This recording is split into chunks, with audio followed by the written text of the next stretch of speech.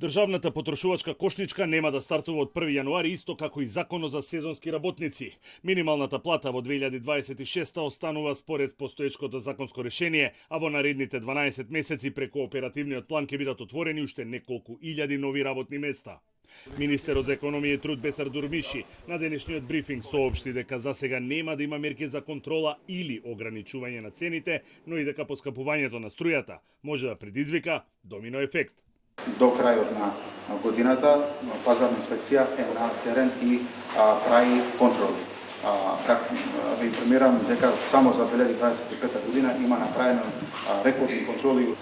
Ќе донесеме одлука така како што сме направиле во минатото, така ќе постапуваме и во наредниот период во конкретното прашање и за нова година за овие празници. Економија чека на мислењата на синдикатите и организацијата на работодавачи околу методологијата на државната потрошувачка кошничка и доколку не ги добие до следната седница на економско-социјалниот совет, ќе почне да ја применува без нивниот став.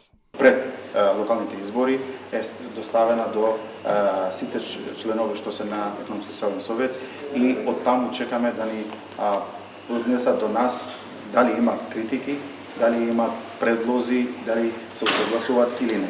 Ако имаме опција, ако значи оние не се произнесат за таа просечна потрошувачка кошничка, ние ќе донесеме и ќе почнеме да ги известуваме граѓаните секој месец. Кога станува збор за минималната плата, Дурмиши останува на ставот дека треба да се почитува постојното законско решение, а секое ад-хок решение може да има негативни ефекти кај приватниот сектор и индустријата. УЈП и Агенцијата за вработување мора да имплементираат дополнителен софтвер со кој ќе се регулира сезонското вработување на пензионерите, примателите на социјална помош и студентите. Па затоа, иако е на сила, министерот Дурмиши смета дека примената ќе почне најдосна до март.